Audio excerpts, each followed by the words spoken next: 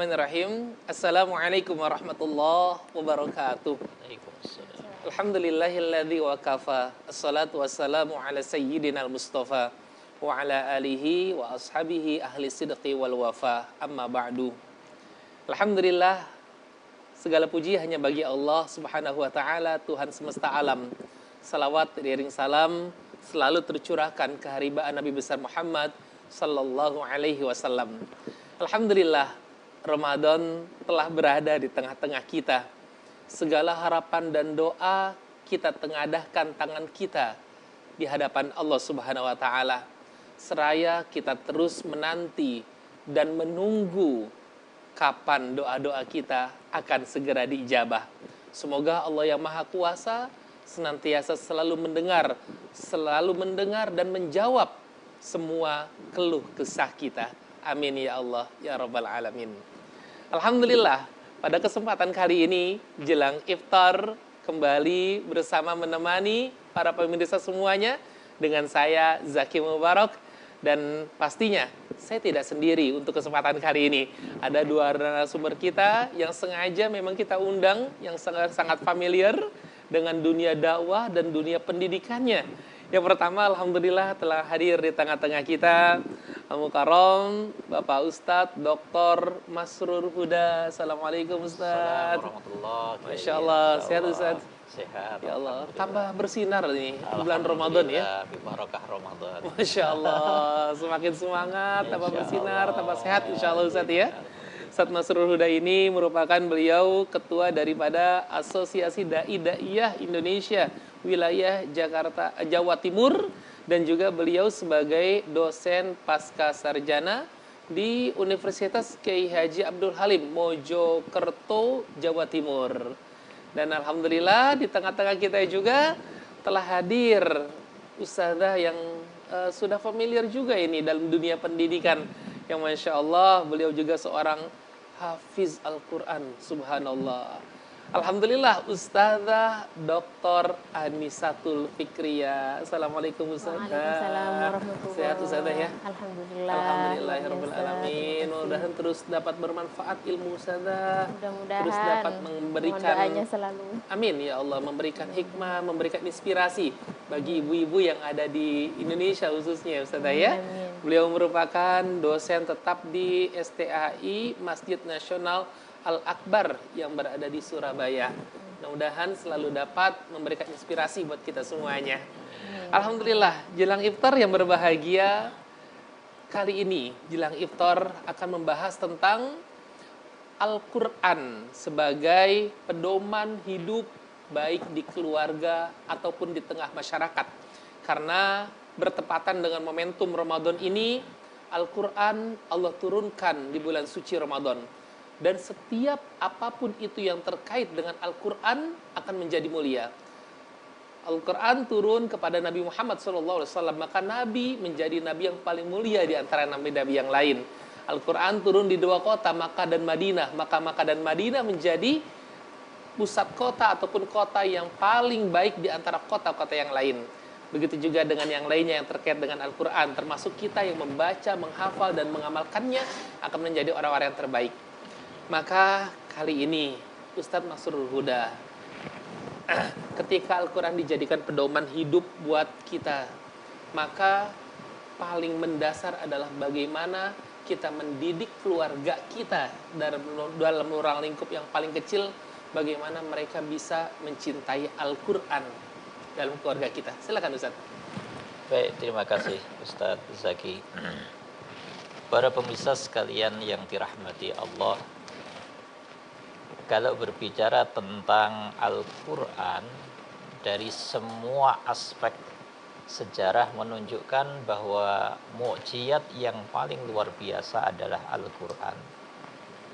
Maka kemudian para ulama mendefinisikan Al-Quran dengan definisi kalamullah al-mu'jiz al-munazzal ala khatamil anbiya biwasitati Jibril alaihi salam al-muta'abbad bitilawati, bahwa Quran adalah firman Allah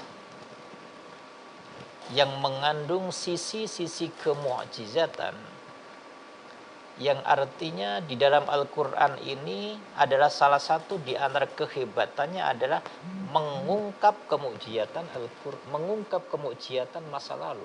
Masya Allah, benar. Kemukjizatan masa lalu adalah kemukjizatan masa yang habis pada waktunya. Kalau diperhatikan Al-Quran sejak 1400 tahun yang lalu, Al-Quran sendiri dengan bacaan kalamullah sendiri ini telah sedemikian memberikan hidayah besar baik generasi ke generasi dari satu masa ke masa sampai dengan kita rasakan saat ini.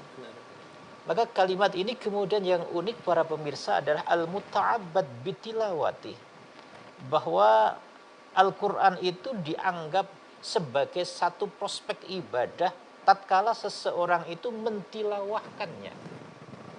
Kalau mentilawahkan dalam bahasa kita standarnya lebih tinggi dibandingkan membacanya. Maka kalimat ini kemudian bagaimana kita secara pribadi, kita sebagai keluarga, kita sebagai masyarakat, ini menjadikan Al-Quran itu adalah bagian dari kehidupan kita.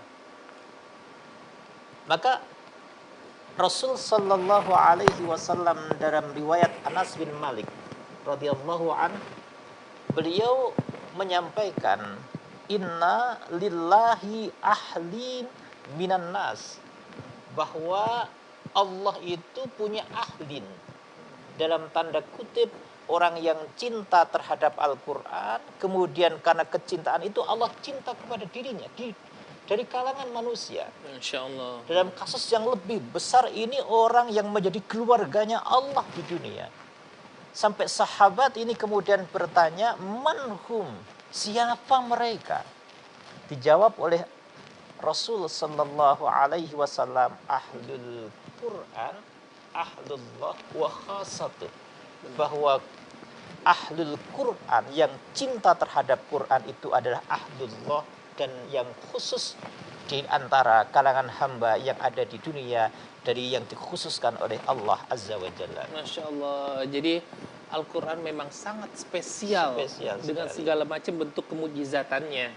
Tapi Ustazah, yang ingin ditanyakan adalah ketika dengan berbagai macam kelebihan mukjizat Al-Quran, seringkali Al-Quran juga menjadi, mohon maaf, dalam tanda kutip, hiasan di rumah. Karena mungkin keluarga atau anak-anak kita menganggap Al-Quran sudah tidak zaman lagi. Nah, bagaimana caranya kita menumbuhkan kecintaan anak-anak atau keluarga kita terhadap Al-Quran yang tidak mungkin pernah pusang kecintaan kita terhadap Al-Quran? Apa ada tips ya dari kita bagaimana supaya anak itu cinta? Maka yang pertama tentu kita kenalkan Al-Quran itu untuk anak kita sejak dalam kandungan, terutama seperti itu. Jadi mungkin entah itu ibu yang memang seandainya merasa saya kok kurang lancar bacaannya, tidak masalah. Yang penting kita kenalkan sejak di dalam kandungan, yang penting kita mengaji saja seperti itu. Sambil pakai mengaji. murotal boleh nggak Ustaz? Boleh, murotal juga. Pakai Fitri gitu. Nah itu. Nggak apa-apa ya? Nggak masalah, yang penting kan anak ini sudah dikenalkan. Karena juga ketika lahir pun juga kalau seandainya ibu nggak bisa, nggak ada waktu untuk membaca ketika sibuk dengan aktivitas yang lain, berarti kan nggak apa-apa murotal diperdengarkan MP3 terus. gitu, Betul, nggak iya apa-apa, betul. nggak apa-apa ya. Yang penting anak ini sudah terbiasa untuk mendengarkan Al-Quran sejak dini, sedini mungkin. Sejak dalam kandungan sampai nanti dia lahir. Insya Allah kalau sudah seperti itu akan sudah terbiasa bagi anak seperti itu. Sehingga kalau sudah terbiasa, insya Allah anak sangat mencintai dengan Al-Quran. Bahkan seandainya anak itu sehari saja tidak membaca, dia sendiri yang akan merindu. Jadi mungkin dia akan minta aja agar diajarin ngaji, ataupun ada dia sendiri yang akan minta supaya betul gitu didengarkan seperti itu. Sehingga itu berarti sudah menimbulkan kecintaan terhadap anak Al-Quran itu, seperti itu. Masya Allah, Allahumma arhamna bil Quran. Ketika anak sudah cinta terhadap Al-Quran, kebahagiaan apalagi yang didustai oleh kedua orang tua, begitu ya. Maka nikmat Tuhan mana lagi yang didustakan ketika keluarga kita semuanya sudah menjadi ahlul Quran. Insya Allah perbincangan kita sangat mengalir, enak didengar, kemudian juga keseharian related dengan kehidupan kita. Tapi jelang iftar akan kembali setelah pesan-pesan berikut ini. Jangan kemana-mana, kita tunggu tayangan berikutnya.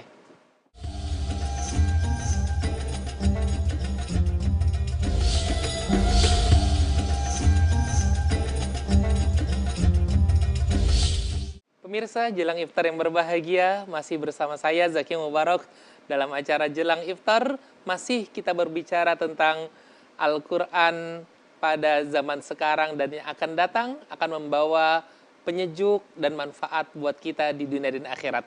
Ustadz Masrur, bagaimana dengan Al-Quran yang memang dari dulu sampai hari ini begitu related dengan kehidupan kita, sangat membawa manfaat besar buat kehidupan kita. Bagaimana penerapan Al-Quran zaman Rasulullah dan zaman para sahabat? Bagaimana korelasinya dengan kehidupan mereka sehari-hari? Baik, terima kasih Ustadz Zaki. Dalam satu riwayat dari Utsman bin Affan radhiyallahu an, beliau menyampaikan banyak sekali hadis Rasul, tapi beliau secara spesifik menjadikan hadis yang memiliki muatan-muatan Qur'ani yang beliau banyak sampaikan dan beliau banyak tulis. Salah satu di antaranya adalah yang sangat masyhur, khairukum man ta'allamal Qur'an wa 'allamah. Sebaik-baik kalian adalah yang belajar Al-Qur'an dan juga mengamalkannya. Maka para pemirsa yang dirahmati Allah, bahwa Al-Quran sejak zaman era Rasul Sallallahu Alaihi Wasallam, beliau membuat satu halaqatul Qur'aniyah, yakni beliau membuat halaqah di dalam masjid dan sekaligus di luar masjid. Yang di luar masjid halaqah namanya Ahlus Sufah, yang di dalam masjid adalah halaqah yang mempelajari khusus ilmu tentang agama. Maka beliau menyampaikan banyak sekali tentang ayat-ayat yang turun sampai kemudian Rasul Sallallahu Alaihi Wasallam menerima musafahah dari para sahabat. Sampai sahabat ini kemudian menyampaikan kepada kelompok-kelompok para tabi'in, kami semuanya ini sebelum kami menghafalkan Al-Quran, kami musafahah dulu dengan Rasulullah 10 ayat. Belum kami lanjut kalau belum faham. Belum kami lanjut kalau belum fasih ketika membaca Al-Quran. Maka pemirsa yang dirahmati Allah, sampai saking cintanya para sahabat, adalah bentuk di mana Rasulullah ini sukses menggaungkan Quran di bumi antara bumi Hijaz. Sahabat Rasul Sallallahu Alaihi Wasallam ini sampai kemudian bertanya kepada Rasulullah, ya Rasulullah, boleh tidak kami ini mengkhatamkan Quran satu hari khatam? Bagi kita Ustaz Zaki, satu hari khatam, kapan kita kerjanya? Masya Allah. Masya Allah, ini luar biasa. Tapi ini semangat sahabat, semangatnya adalah ahlin yang disebut di awal. Kepingin sekali menjadi bagian dari orang yang khusus di hadapan Allah di dunia. Karena kelak ketika dibuktikan, maka iqra'ul Qur'an fa innahu ya'ti yaumal qiyamah syafi'an li ashabi. Bahwa membaca Quran, bacalah Quran, karena Quran ini akan menggaransi akhirat kita bagi para pecinta-pencinta Al-Quran.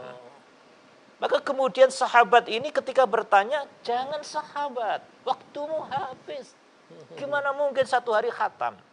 Utsman bin Affan kalau menyampaikan, saya setiap hari ini mengerjakan aktivitas yang mungkin tidak dilakukan oleh orang lain. Bisa satu hari khatam, 2 hari khatam, bahkan setiap malam Jumat saya bisa khatam. Utsman bin Affan.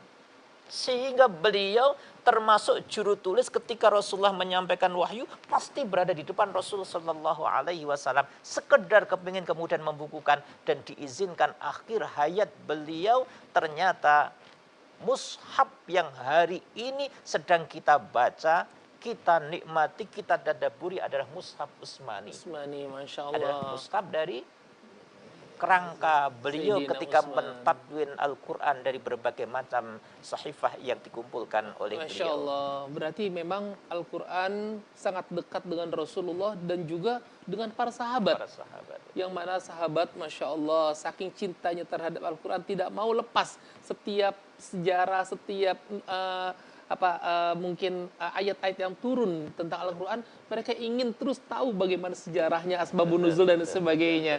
Masya Allah, Ustazah, kalau saat ini Quran mungkin di tengah keluarga kita sudah banyak yang seringkali melupakannya, kembali ke tempat semula di lemari yang hanya turun mungkin pada saat Ramadan saja.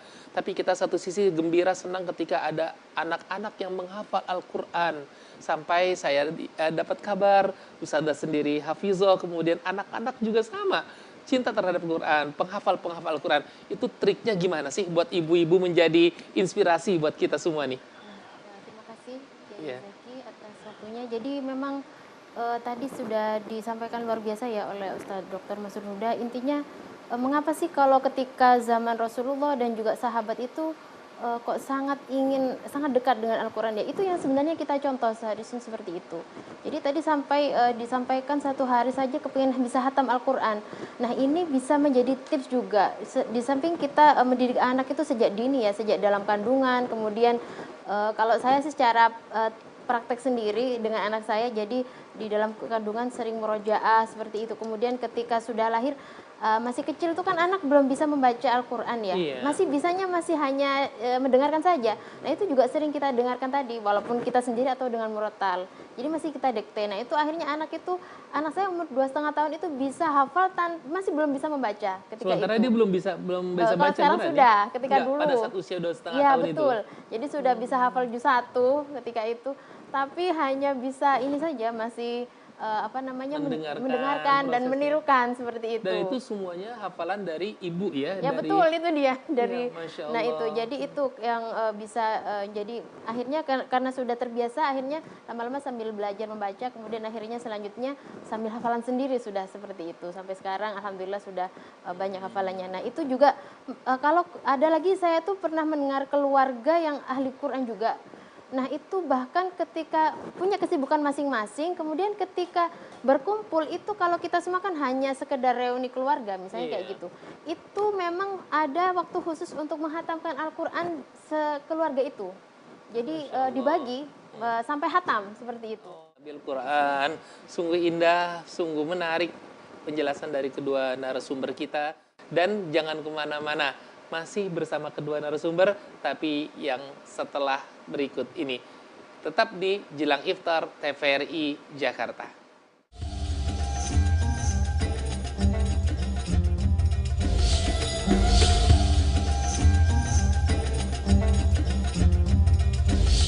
Pemirsa, Jelang Iftar yang dirahmati Allah Subhanahu wa taala, masih bersama saya dengan Zaki Mubarok di program Jelang Iftar, dan kita masih membahas tentang Al-Quran sebagai jalan terbaik untuk menuju kebahagiaan dunia dan di akhirat. Saat ini alhamdulillah kita berada di bulan suci Ramadan, bulan yang dimana di dalamnya diturunkannya Al-Quran oleh Allah Subhanahu wa taala sebagai petunjuk dan obat buat kita. Karena itu cintailah Al-Quran, yang kelak nanti di yaumul qiyamah Al-Quran akan menjadi syafaat buat kita semuanya. Karena itu bersama dengan dua narasumber yang subhanallah sudah berbagi ilmu, pengalaman, sharingnya kepada kita semua di penghujung acara ini. Mari sama-sama kita dengarkan kalimat pamungkas ya yang bisa disampaikan untuk pemirsa semuanya, biar menjadi motivasi agar keluarganya, dirinya, anak-anaknya semuanya menjadi pecinta Al-Quran, semuanya sayang, cinta dengan Al-Quran, bahkan bisa menjadi penghafal Al-Quran. Silakan Ustazah, mungkin bisa diawali kata-katanya untuk pemirsa. Baik, pemirsa TVRI Jakarta rahimakumullah, di ujung pamungkas ini bahwa tadi dijelaskan Al-Quran itu adalah Furqan. Al-Quran itu adalah cahaya dalam kehidupan kita dunia sampai akhirat. Dan dengan Al-Quran insya Allah hidup kita akan selamat di dunia sampai di akhirat. Untuk itu marilah kita semua menanamkan Al-Quran pada diri kita dan juga keluarga kita untuk terus bersama-sama membaca Al-Quran, menghafalkan Al-Quran, dan juga mengamalkan dan mentadabburi Al-Quran. Ada satu syair yang sering dipopulerkan oleh Mahir Zain ya, tentang Quran, bisa kita renungkan bahwa kita akan mudah-mudahan bisa selalu dekat dengan Al-Quran. Huwal Qur'anu wal furqan ilaihi tunsitul aqwan وفيه تعطر الآذان هو القرآن ضياء يملأ الآفاق ونور يبعث الأشواق وفيه محاسن الأخلاق هو القرآن. Masya Allah. Makasih banyak. Subhanallah, adem kita dengar. Itu syair ya Ustazah ya? Syair. Gimana Al-Qur'annya? Masya Allah, syairnya aja adem banget ya Allah. Apalagi Al-Qur'annya. Apalagi Al-Qur'annya, subhanallah. Ustaz Masrur Huda sebagai pemicu penyemangat kita nih untuk terus cinta terhadap Al-Qur'an. Apa pesan yang mau disampaikan kepada pemirsa? Baik, pemirsa yang budiman yang dirahmati Allah. Dalam salah satu di antara qaul sebutkan alimu auladakum fa innahum khuliqu li zamanin laisa zamanikum. Ajarilah anak-anak kalian itu karena mereka semuanya akan hidup pada masa di mana kalian ini tidak mengetahuinya.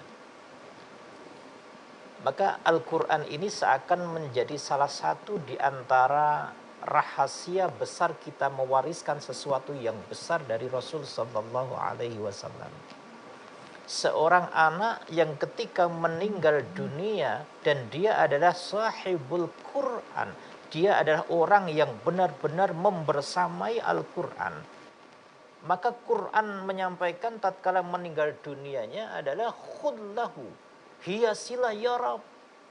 Tatkala dikatakan hiasi ya Rabb, maka fayul basu, diberikan dia ini pakaian. Pakaiannya bernama tajul karamah, mahkota kemuliaan. Karena Quran ini dalam satu situasi ingin menghendaki hamba Allah yang ahlul Quran mulia, maka mengatakan zidhu ya Rabb, tambahkan lagi ya Rabb. Maka ketika ditambahkan, maka ditambahkan disebut dengan khullatul karamah, pakaian kewibawaan. Maka ketika pakaian itu sudah dipakaikan kepada ahli Quran, maka kemudian Al-Quran menyampaikan kalimat lagi, irda ridaiya ya Rabb. Maka dijawab oleh Allah, iqra warqa, baca dan naiklah. Maka setiap ayat menambahkan kebaikan bagi dirinya. Maka Quran ini, para pemirsa yang dirahmati Allah,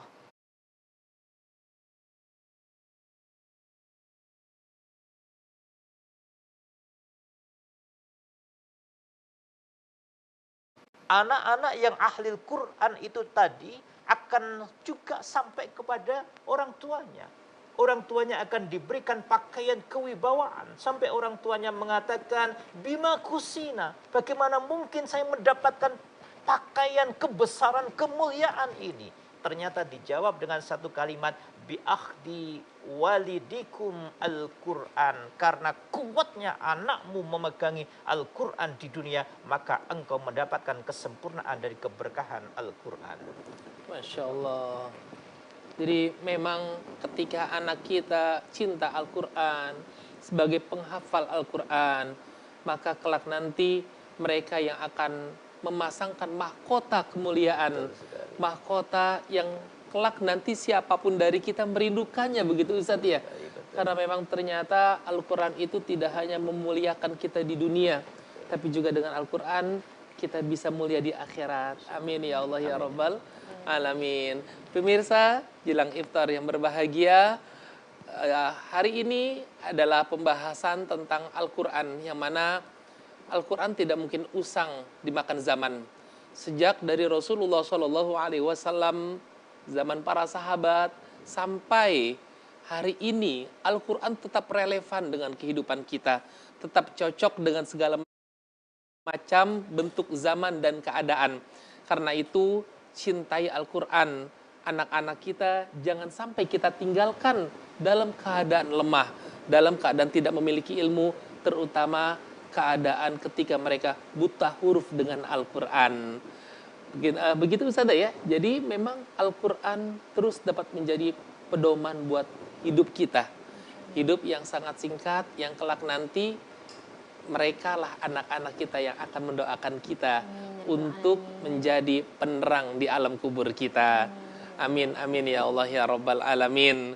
Alhamdulillah, pemirsa yang budiman, jelang iftar, semoga terus dapat memberikan manfaat, terus dapat memberikan hikmah, dan juga jangan sampai dilewatkan setiap harinya.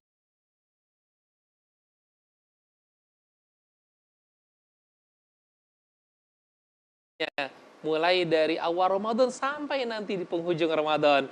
Jelang iftar akan terus membersamai para pemirsa semuanya. Mudah-mudahan apa yang disampaikan dapat bermanfaat dan insya Allah dapat kita amalkan dalam kehidupan kita. Saya Zaki Mubarak, mohon pamit undur diri. Mudah-mudahan kita dapat bisa ketemu di lain kesempatan. Wabillahi taufiq wal hidayah. Subhanakallahumma wa bihamdika asyhadu an la ilaha illa anta astaghfiruka wa atubu ilaik. Assalamualaikum warahmatullahi wabarakatuh. Allah Allah akhisna ya Rasulullah ya dhibal jah alaika salawatullah abdum birbat yartaji lasmal a'tab jud bil jawab marhaban qad qabalna antal mahruf bil judi muqril tuyuf inni malhuf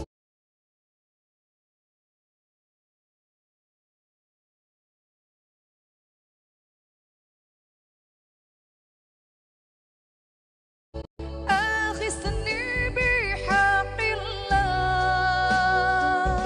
antal mahlub bil judi muqril tuyuf inni malhub akhisni bihaqillah antal habibul azam sirrul mujib حاشا يخيب من لاذ برسول الله أنت الحبيب الأعظم سر المجيب حاشا يخيب من لاذ برسول